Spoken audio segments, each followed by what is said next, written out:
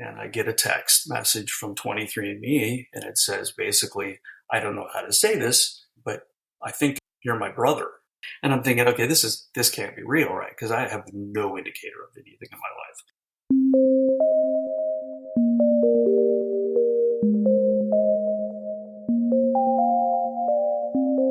Hello, you are listening to NPE Stories. This is a podcast where NPEs can share their story. I am your host, Lily, and I found out I was an NPE through an ancestry DNA test that changed my life forever. NPE is a term that stands for Not Parent Expected or Non-Paternal Event. This means that one or more of our parents are not who we believe them to be. NPE Stories is a podcast where NPEs can share their story of what their original family was like, how they found out they were an NPE, and what their journey has been like since the day they found out. Welcome to episode 170. I have a brief announcement that I would like to let you know about. On Friday, August 18th, 2023, I will be a guest NAPS Happy Hour. And NAP stands for the National Association of Adoptees and Parents. It's hosted by Marcy Keithley, and she has welcomed me on as a guest for Happy Hour. I'll be speaking a bit about my story, the podcast, NPE Stories. But there's also a Q&A session at the end. So if you are available and have any questions and want to join, it is an online event. On August 18th, it's at 6 p.m. Central Time. I have a link for it. You do need to register to get the Zoom link, but it is a free event. You just have to register and they will send you the Zoom link. If you go to the NPE Stories Facebook page, you will be able to find registration details for that. I'm looking forward to it. And now we'll go over to our story portion of the podcast. And I'd like to welcome Mike today. Hi, Mike. Hello, Lily. How are you? I'm good. How are you doing today? I'm doing great, thanks. I appreciate you having me on and giving me the opportunity to tell my story. I'm really looking forward to it. Should we jump right into your story today? Let's go ahead. We'll get started and we'll take a little journey back to the 60s. Ooh, the 60s. Okay. So why don't you start with who was in your original family? And then from there, you can tell me about what's happened in your life since finding out you were an NPE. Sounds great. So I was born in the mid 60s. My mother and father are still married today. They were met in high school in a small Northern California town, which is where I'm from as well.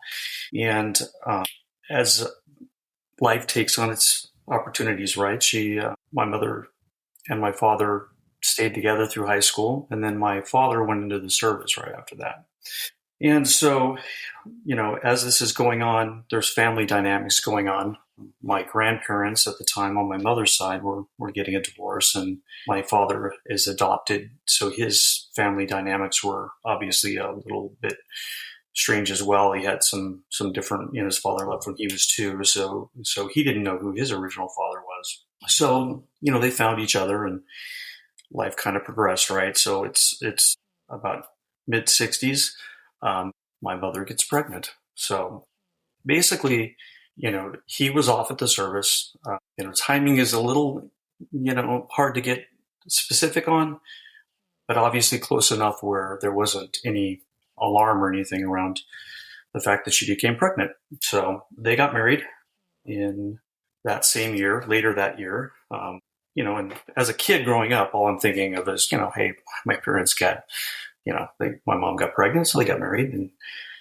And so, that life progressed. I came along the next year, obviously. And so no problems in the family. I mean, as I grew up, we moved around California a couple times and then again came back and landed in Northern California. And so at the point, my sister comes along. She's 5 years younger than me. And my brother then comes along. He's 10 years younger than me. So, fast forwarding now, my parents have been married for, over 50 years.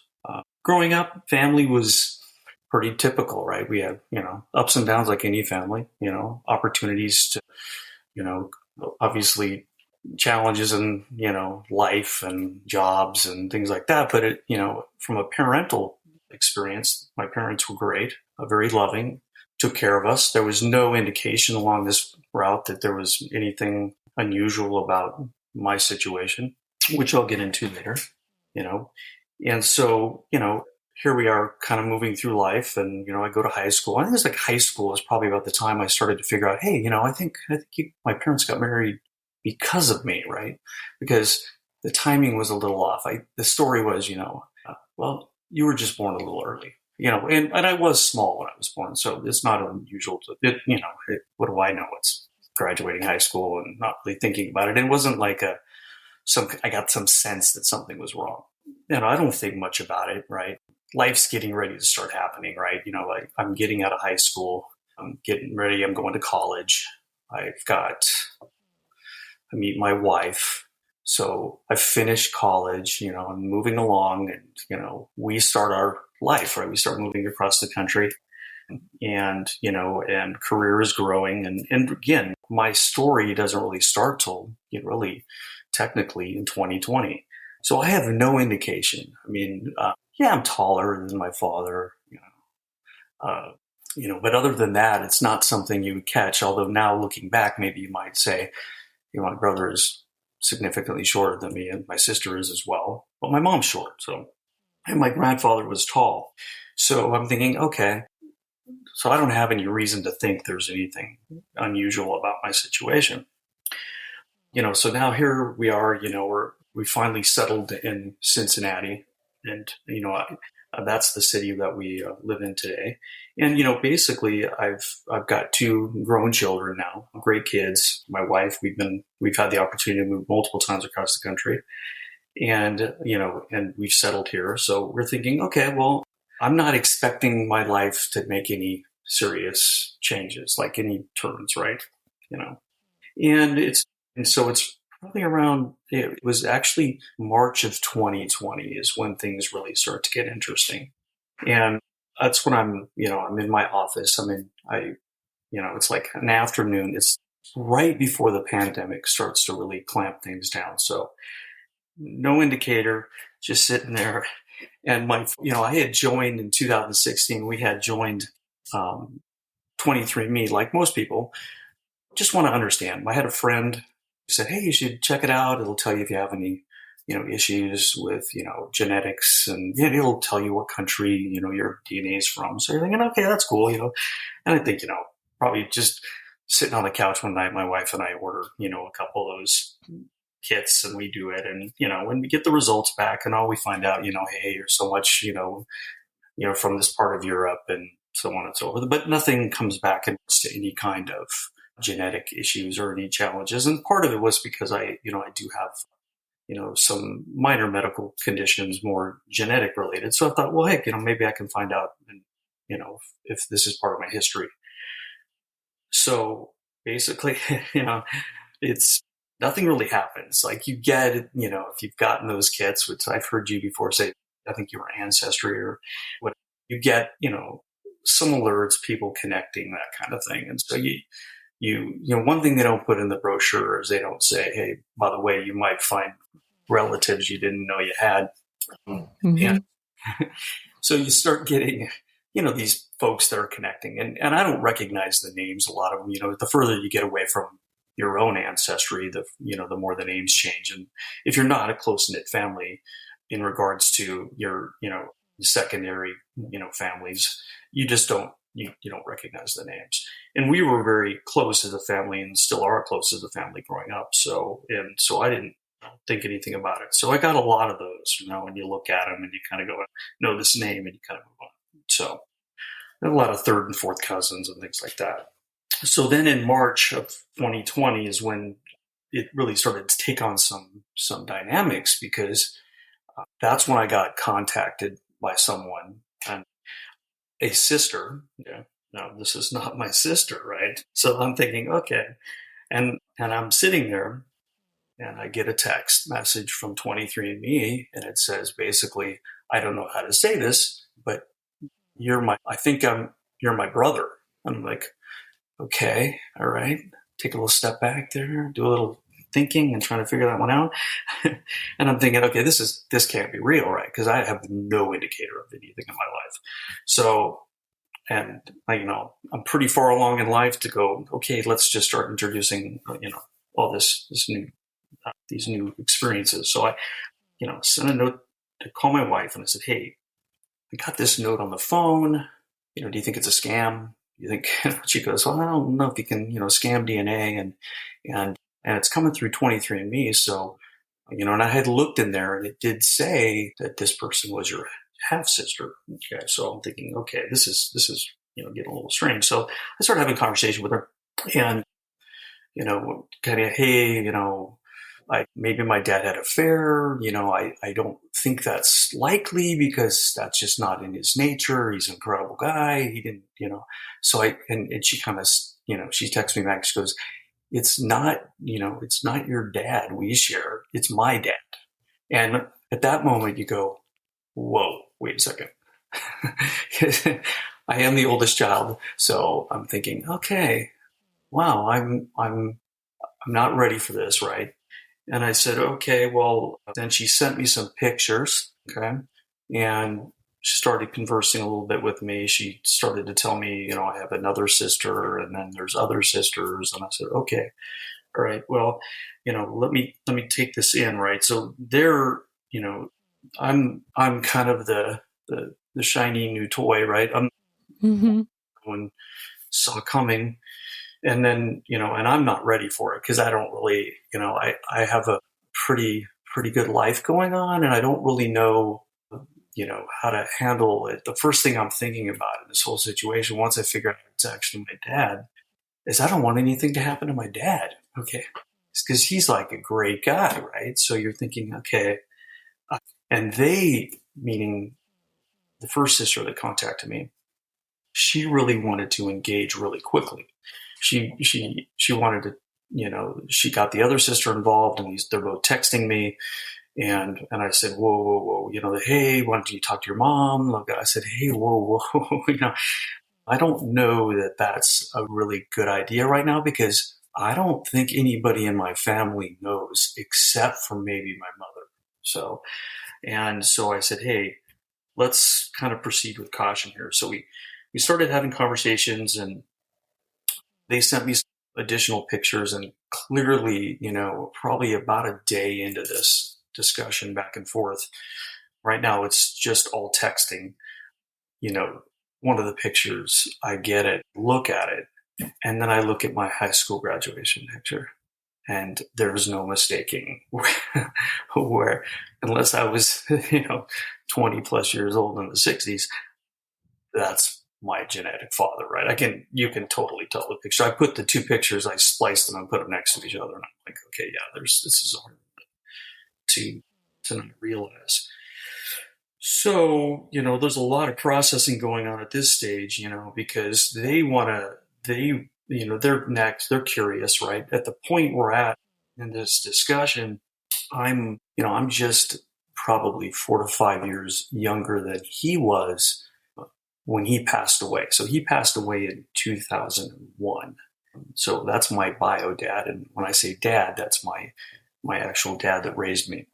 So I'm like, okay, and then I start to find out more about him. His mother, my grandmother, I guess, was killed in a plane crash. His sisters were in that plane as well. And so he was left behind along with a brother. He had a younger brother, and a little bit of discussion about him further on.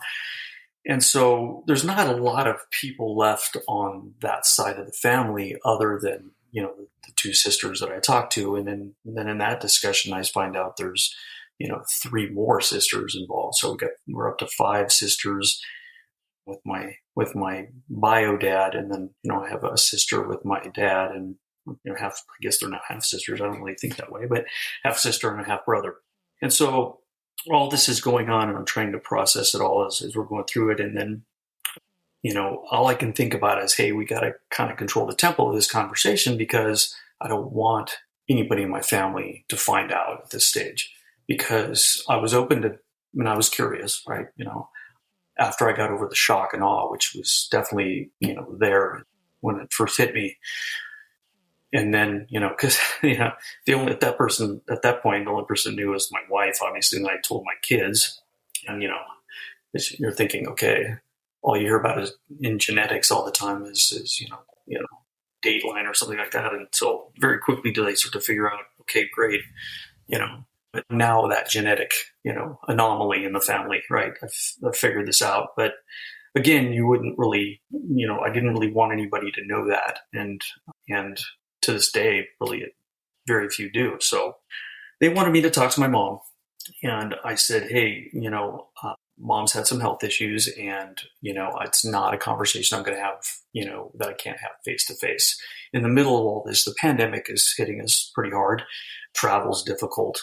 The office that I worked in was no longer an office anymore. We all worked at home. So, it was connectivity was becoming very much challenging. And so I said, hey, let's do, we did a FaceTime. I did FaceTime with one of the sisters. And, we talked for like an hour. A very nice young lady, because again, you're meeting people, you're getting these people reaching out to you that you really know absolutely nothing about. and as much as, now that I'm at, this age, I'm thinking, okay, well, do I really, how much do I want to let them in? And then, they wanted in right there at that point. And I wasn't necessarily against it. I just wanted to digest it at a little bit slower pace than maybe they wanted to. And so I said, hey, let's have some communications. Again, during this process, I'm learning more about the family, and I'm learning more about, all those different pieces. And it's still pretty overwhelming and really still hard to digest, because your first tendency is you're curious. My big thing is, though, I just didn't want to hurt anybody in the process, because my parents, again, are still married. They're both still living. They're, late 70s, early 80s, and I don't want to create any, undue stress. And I don't know if my dad knows, right? I still don't know if my dad knows. Okay. And so at this point, we're having the communications. We kind of agreed we'd stay connected, and I'd try to, at some point, get out there to meet them, and, without involving my family. So we finally put together a trip where we were going to go out there and, talk to my mom as part of the trip, but it was also tied into a family get together of my, the family I grew up with, aunts, uncles, all those folks, right? So we got that going on. And so I said, well, in that trip, we'll try to connect. Our kids were out there. So I'll try to get a little bit of time set aside so we could meet. So they were both gracious, two of my sisters, and were going to come up and meet us. Just prior to that meeting, which was in September of that same year, which was 2021, one of the sisters that came up was a new one that I had met. So we were sitting on vacation, just hanging out one evening, and then I get another one of those messages on the phone. And it's another sister. Okay, so I heard about her. So I guess when I was conceived, my father conceived another child and married that woman. Obviously, my mother was with my father, so that they managed. So he didn't know about me.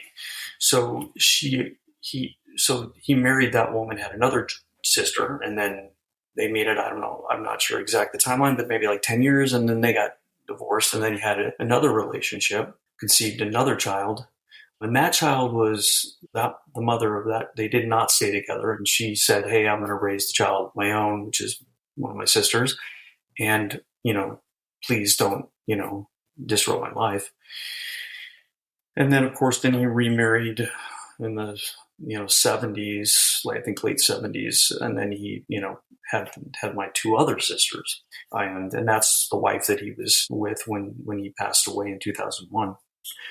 So, so now as I'm going to, go to this family get together, we set that time up. I was thinking, okay, well, maybe we can get together and, meet some of you if you want to come. You're going to have to kind of come to me because where I was at, they lived further away, and unfortunately my timeline and the visit was kind of a quick throw together to say, hey, let's have breakfast. And, so they were gracious enough to come up, and we were in a little restaurant. I took my wife because I needed that moral support because, I'm still a little nervous, obviously, meeting these folks and talking with them. And, one of them walks in the restaurant. It's the one in the middle. And they really weren't connected at all. And each relationship was fairly separate. So these kids didn't really have a lot of engagement. And when she walked in, my wife goes, yeah, I think your sister just came in. So she looks like me. Okay. We have the same facial, look. And then we have, same mannerisms and she was very, very nice, right? Very, very, very nice young lady. And then, I met another one came as well. And we all sat there for a couple hours and talked and through pictures. And, I started to get some of the history around it. So, they were obviously curious too, if I was going to have a chance to talk to my mom on this visit. And I said, well, I'm going to try. The challenge with that is I did not want to have my mom upset because I didn't want to be the focus of attention at this particular family get together. It was a big deal. There was a lot of people coming, a lot of us like us flew from other places so that, I'll see what it feels like. And it just didn't feel right to do at that point. There was also my mom had some medical issues. And I figured if I did anything there, it could shock her. I didn't know how she was going to react. And so I opted to stand down and go, okay, I think we'll come back around on that at a later date.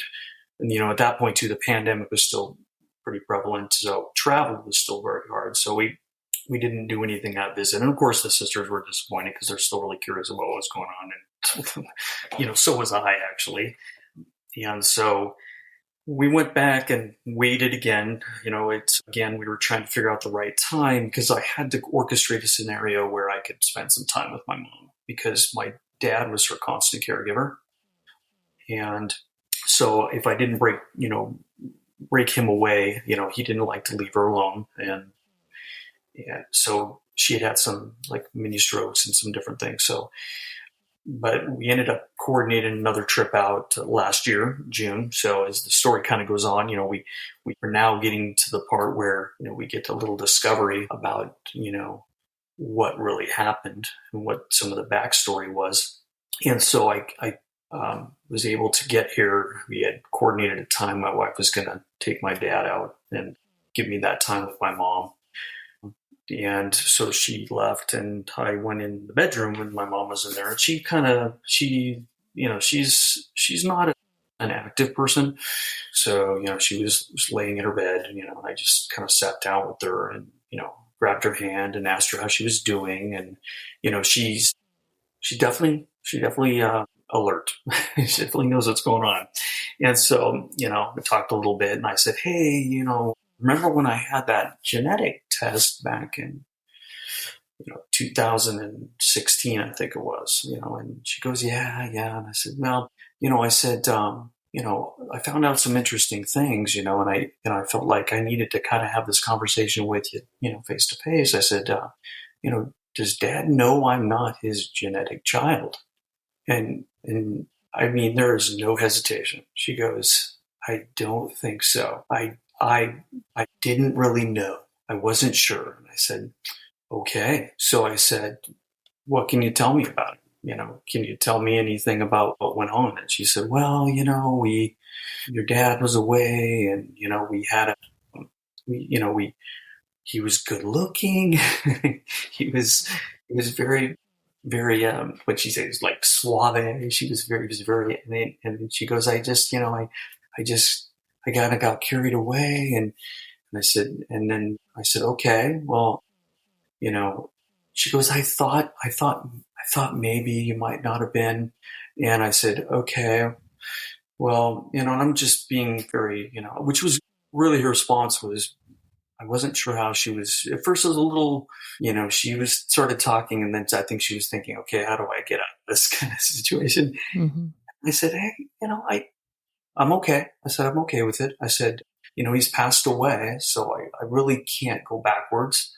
I said, but I will tell you that, some of my sisters from from him have come forward and found me on 23andMe, and we've had some conversations. And she goes, okay. And I said, so you don't think Dad knows? And she goes, I don't. And I said, okay. And we're not going to tell him, are we? Because I said, because he is a great guy. And I said, I wouldn't want to hurt him. And I said, so, I said, I'm not going to tell him. She goes, yeah, I don't want you to tell him. And I said, but, I'm a little shocked. I said, I got the impression, you guys were lifelong. And, I didn't know this other individual was involved. I can't recall going back, all those years, whether, whether I should have picked up some signs along the way. I think from an appearance perspective, I looked enough like everyone in the family. And it's weird because my uncle, which is on my dad's side, my dad that raised me, they live up by my parents, and, I grew up with their kids, and to be honest, I kind of look like them, but then, after this test, I genetically not related at all. And so, so it was easy to see how I wouldn't be able to pick it up, but I just said, hey, Mom, we need to make sure, I don't want to jeopardize your relationship going forward with Dad.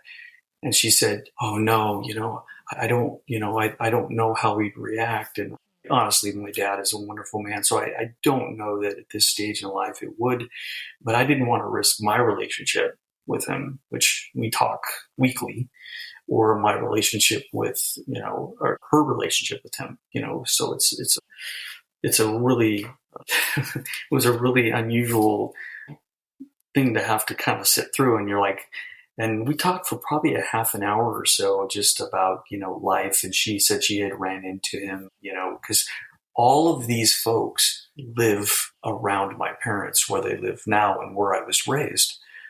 So that was another concern of just making sure. She said she had actually bumped into him in the 90s. And so I said, oh, okay, it's interesting, and she said, yeah, we knew each other. She goes, we didn't really talk much. I think at that point he had another wife, and, my mom's still married to my dad. So I said, okay, well, so, after that discussion was over, it kind of went, the trip went great. She was fine. It's weird. It's weird because you expect maybe there's going to be some kind of, I don't know, feeling of like she would be uncomfortable or any of that stuff. Maybe I made her feel enough at ease that wasn't the case, because she didn't seem that way. And, I just said, hey, let's keep this, between us. I said, there's no reason to discuss it.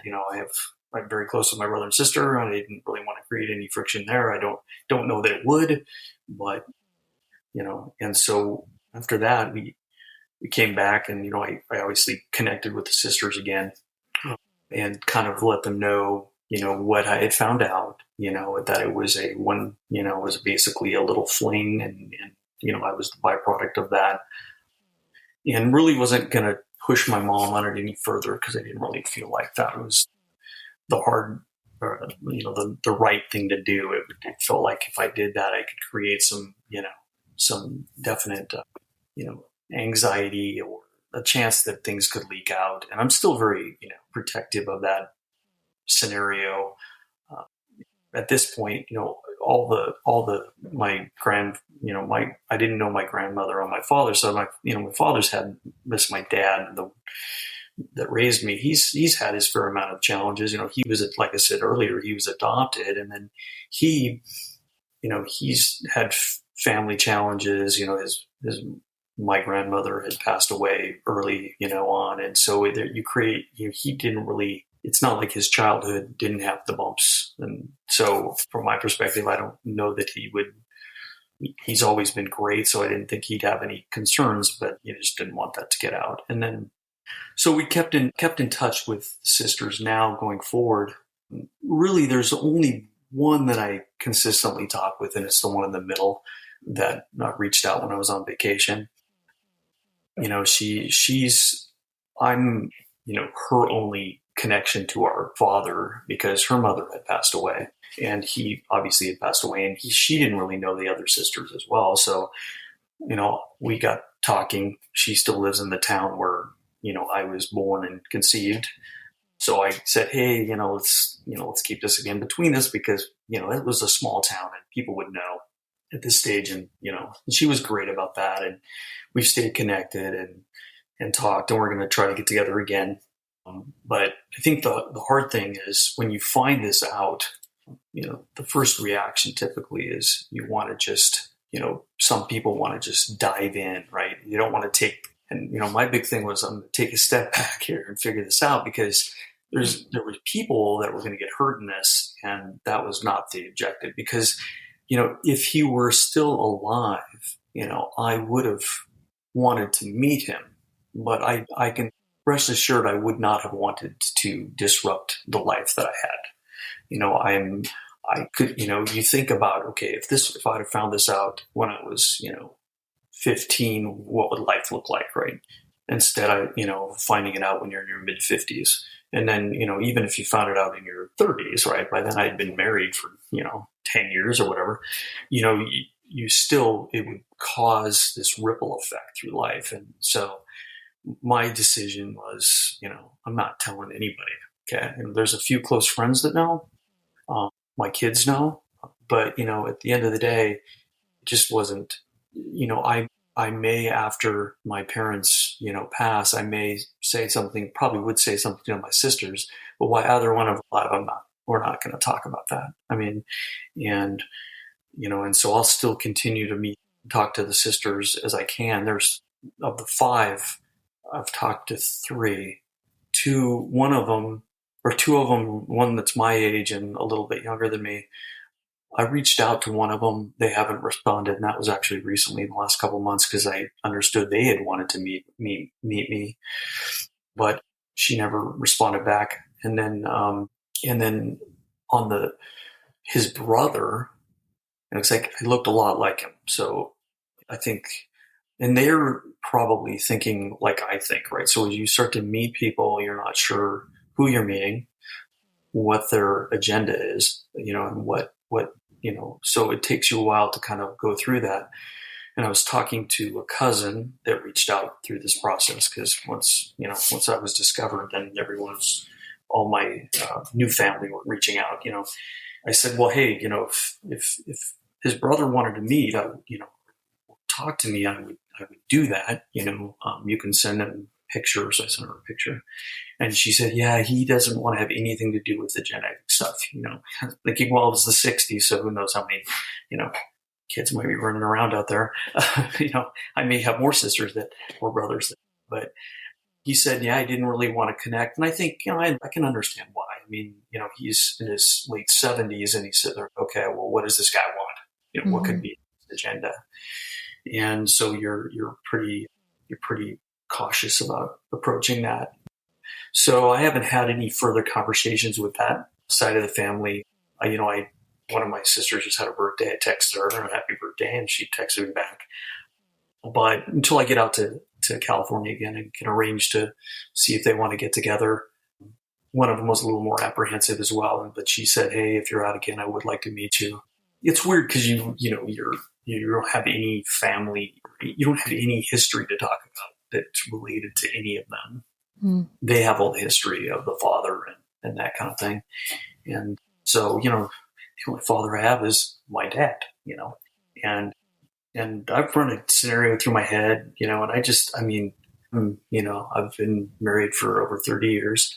I've got 2 grown children. Both of them are married. I have 2 grandkids. I've been successful in my life. We've moved quite a bit and landed here in Cincinnati. And I can't, it would be a really tough decision if someone said, do you want to go back? And, I would like to meet him, but I would like to pick the point of time when I met him, because I think, I wouldn't want to disrupt what I've got. I listen to some of these sometimes and, it's hard, but I had a good upbringing and a good family. they stayed together. We didn't have any major, issues in the family. And so going back, that cross in the road, you wouldn't know where the road would take you, and could have been better. Might have a challenge thinking it would have been, because I've had a great life. So it's a decision that people have to make when they find these things out, because there's you immediately think about you. Hopefully, the next person you think about is everyone else, because you're the next people. You're kind of going, okay, well, I want to think about how this is going to impact all these individuals that may or may not know, and what's the ripple effect of that. And I just didn't want to jeopardize that. Yeah, I understand that. I understand what you're saying completely. Since your birth father passed in, was it 2001, you said? Yeah. Yeah. So you only have stories to go off of from your several new sisters you've met. What Yeah.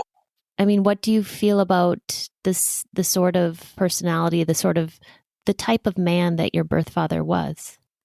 Well, that's an interesting question. Yeah. So when I had my first discussion, and it was with where we did the FaceTime with one of my sisters, so I'm with my wife, and we're, having this call, and she says, "Oh yeah, you look just like my dad," and I said, "Okay," and he goes, "Are you a ladies' man like my dad?" And my wife is next to me, and I said, "Well, no." That would not be a question with my wife sitting here next to me. And I said, I've been married for, at this point, it was like 30 years. And I said, no, I, after seeing the pictures of him, he's obviously a good looking guy. He was very charismatic from what I understand. And so, he had I got a little bit of his career. He was in the music industry, and and I kind of go back, because my mom had worked in a music store when she was younger. So I'm thinking maybe that was the connectivity. I don't exactly know where that came about, where they connected, and mom was kind of going into some of those details, but I'm thinking that's probably where they met. So he was in that music industry, a promoter for a while, and then I think he got into the family business, which was lumber and things like that. And so, I mean, he'd had a good, I think, good career. He lived surprisingly, because he was like within probably 5 miles of where my parents and I grew up, which was odd, because, the path we took, from this little town, we all went out, and then, we went down as far as the Bay Area, and then came back around, and then ended up in the same place. So, but yeah, they said he was a really great father, and, great guy, and I think my sister in the middle, she was a lot like me. She's like, she never met him, so she wasn't sure how to, she wanted to get as much information as she could get as well. She heard about him, she knew about him, but she didn't get a chance to meet him before he passed away either. And so it's really hard to make those decisions, like if someone's passed away, but they were, from all intents and purposes, I think he was a really good guy, and I think, which was good. It's weird now, because I am, I as I look at it now, I am definitely, different than my siblings I grew up with. I mean, I'm, I just different personality, outgoing, friendly, gregarious kind of guy. And then they're a little more, my sister's line quite a bit like, but my brother's very more like my father, my dad, right? And they say my personality after meeting me was more like my bio dad, which I can see it at some point. If I were to tell my sister I grew up with, she would clearly say, "Yeah, I knew something was different about you, but I'm not gonna I'm not gonna give her that opportunity for a while, Mm-hmm. to say that." But yeah, it's like I don't have the drama. I think in my life, I did. We're all pretty good, still pretty close. And I would like to have a relationship, but it's hard. I live living in, 2,000 miles away. It's hard to stay connected to people and then create that history that you don't have over, 40 years, which is both the sisters are in the younger sisters are in their 40s. How do you recreate that history? You have some conversations, but you have really nothing in common other than, your genetics. So, Mm-hmm. yeah. And it sounds like you spoke with your mom about this, the one time you got her alone and she was very honest with you at that time. Do you ever feel like you want to ask her more about this, or do you feel like that provided you with enough information? Interesting question. Yeah, I think I would at some point probably want to understand a little bit more.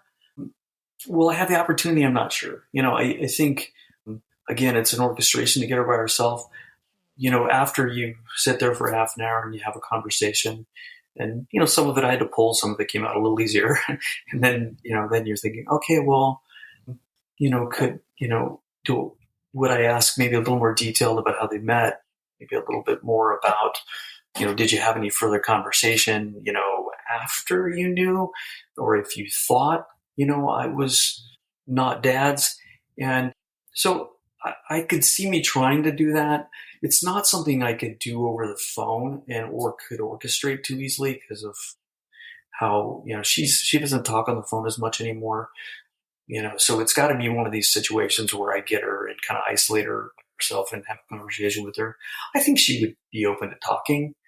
And, if I get the opportunity, I've been thinking about going out there again, sometime this year, try to maybe ask some more questions if I got time by ourselves. But the bulk of it got answered, which was, did my dad know, how did you end up, making the decisions that you made? I thanked her for making the decision that she made because, the guy she picked to marry was a great guy. He's a great guy. So I said, yeah, but that's a good question. I mean, you can always find things to talk about. And since she didn't really get upset, I probably might take another swing at that at some point. Yeah. And you somehow found out about the term NPE along this way, and you somehow found this podcast. Are you involved at all in the NPE, any of the Facebook pages, or how did you find out about NPE stories? How did you find the name NPE? Do you remember? Well, yeah. So as soon as it happened, which is a great question because it was one of those moments where you go, okay, does this happen a lot? So my wife found NPE stories, so I started listening to some of those at that point, and then I felt like having this discussion with you at some point, and with your listeners, and would be a little bit of therapy for me, right?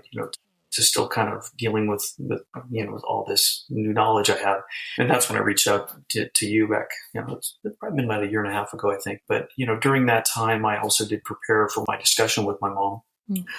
With was it Alyssa? I think Alyssa off of. So I have it written down here. Right to Know? Yeah, she had introduced me to some folks that I could potentially talk with because I didn't really know how to have that conversation with my mom. That was the one I was getting nervous about. And so I had set up some time to, she had called me, we talked, we did some texting back and forth. And that was where I think it's NPE Life is the site on Facebook. Yes. I'll put a link to that Facebook group. I mean, it is private for NPEs only, but yeah, she's so helpful. She's a great mentor to NPEs. Super good resource, right? So when I started talking to her, she was, she was quick to respond. My wife had reached out to her initially to try to get a little bit. I connect, we're trying to find places where I could kind of get some knowledge, and I was really nervous about having conversations with my mother because I didn't really know how she was going to react, and so she kind of flipped me over to a couple of folks that had a similar scenario as mine, and so I met with them, talked with them, and that kind of prepped me for the discussion. And it was weird because you get nervous about certain things, maybe just anxious. And after talking to these folks, I mean, I just basically said, hey, I'm going to get my mom, I'm just going to rip the Band-Aid off, right? Because there's no way to really dance around it. And so, like I said, and that's kind of what some of these folks had told me, you're going to try to find 1,000 different ways to maneuver around how you're going to say this. And you should probably just dive right in the pool, right? And so, which is what I did, after I talked about the 23andMe test, I just said, hey, just like that, asked her, did Dad know, I wasn't his dad or wasn't his genetic child? And probably the best way to do that, because actually she didn't have a lot of time to kind of formulate a different response than she gave me. And which was good advice. I mean, I think, and then, of course, I think as I read these stories and listened to stories, it was like, how do you control the outcome of how people are going to react? You don't want to hurt people's feelings along the way. I was very sensitive about that. I just felt like, it's weird because sometimes you think about it, I'm the one who this impacted the most, right? Because I'm the one that's found all this information out. And my concern was more for how it was going to impact the other people around me. And of course, some of it was selfishly because I just didn't want to impact my relationship with my family, right? The family I grew up with. Again, maybe and I don't think it's because I think it's not going to, be it's going to ruin it or something. I just feel like you just don't know. And so you're like, okay, I like what I have. Like if I say this, the benefits do not outweigh the drawbacks. And it really doesn't. I mean, and what am I going to gain from that? Especially, understanding that he had passed away, and so I'd be, ruining today for yesterday. And it's, and my mom made the decision she made because she had to, and she needed to, and and I don't know what she was going through, but at that point it had to be very difficult. And so I just choose to say, you know what, you made the decision you felt was right. I'm here today, and because of that, I'm okay. And I'm okay with the decision that you made. Again, I can't change it. And so. Mike, you sound so considerate for how thoughtful you were for your family members after you found out you were an NPE. And make sure and thank your wife for me that she helped you research this and find NPE stories. And here you are on sharing your story.